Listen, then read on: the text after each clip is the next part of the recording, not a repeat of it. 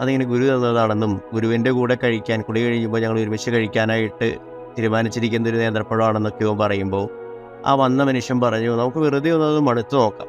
അപ്പോൾ രണ്ടുപേരും കൂടി അത് മണുത്ത് നോക്കുന്നു. എന്നിട്ട് പറഞ്ഞു, കഴിക്കണത് ഗുരുവിൻ്റെ കൂടെ കഴിച്ചാൽ മതി. അത് കഴിഞ്ഞ് പറയും, നമുക്കൊന്ന് തുറന്ന് നോക്കാം, അതൊന്ന് പൊളിച്ച് നോക്കാം.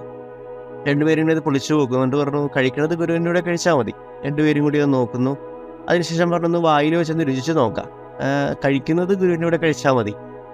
അങ്ങനെ അവർ രുചിച്ച് നോക്കുന്നു. പക്ഷെ രുചി കൊണ്ട് അങ്ങോട്ട് കഴിക്കുകയാണ് അവർ. ഈശോയുടെ സ്നേഹമുള്ളവരെ, ഇന്നത്തെ സുവിശേഷ ഭാഗവും തരുന്നൊരു സാധ്യത ഇത് തന്നെയാണ്. നമ്മുടെ ജീവിതത്തിലെ ചില പ്രവൃത്തിയിലേക്ക് എത്തുന്ന പാപം മാത്രമല്ല, ഈ ഒരു ചിന്ത, ചില നോട്ടങ്ങൾ, ഇതൊക്കെ പാപം തന്നെയായിട്ട് മാറാണ് പിന്നീട്. നമ്മുടെ ജീവിതത്തിൽ ചെയ്യേണ്ട ഒരു കാര്യം ഇത്തരം കാര്യങ്ങളെ ഒന്ന് സൂക്ഷ്മതയോടെ ശ്രദ്ധിക്കുക എന്നുള്ളതാണ്. അതിൽ നിന്ന് വിട്ടു നിൽക്കാനായിട്ട് പരിശ്രമിക്കുക എന്നുള്ളതാണ്. ഈ ഒരു ദിവസം അതിനുവേണ്ട കൃപ ദൈവം